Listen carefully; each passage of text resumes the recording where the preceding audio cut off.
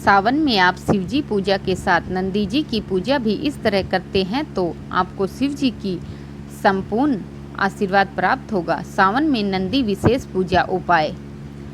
जो सावन में यह उपाय कर लेता है, देवादिदेव महादेव सभी मनोकामनाएं पूर्ण कर देते हैं।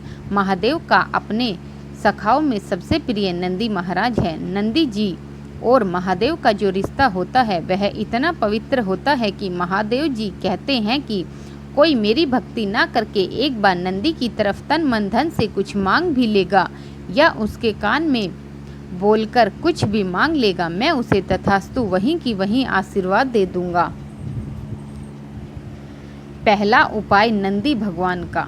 शिवलिंग की परिक्रमा तो सभी करते हैं।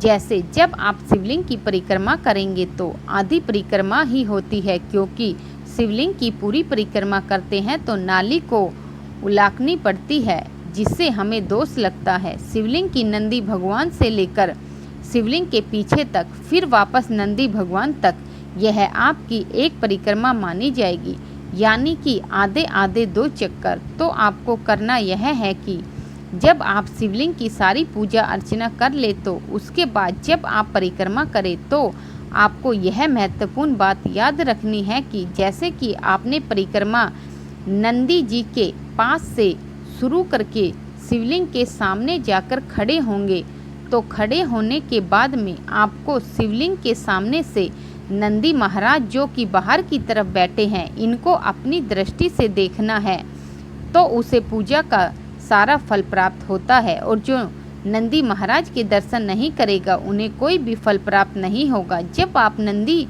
से लेकर शिवलिंग के पीछे तक जाकर नंदी महाराज को देखकर एक बार अपनी मन्नत मांगी, फिर वहीं खड़े खड़े एक बार पलट जाए और फिर सीधे हो जाए, फिर दोबारा अपनी मन्नत मांगी, फिर एक बार पलट जाए और फिर सीधे हो जाए, फिर तीसरी बार अपनी मन्नत मांगी और वापस नंदी तक जाए।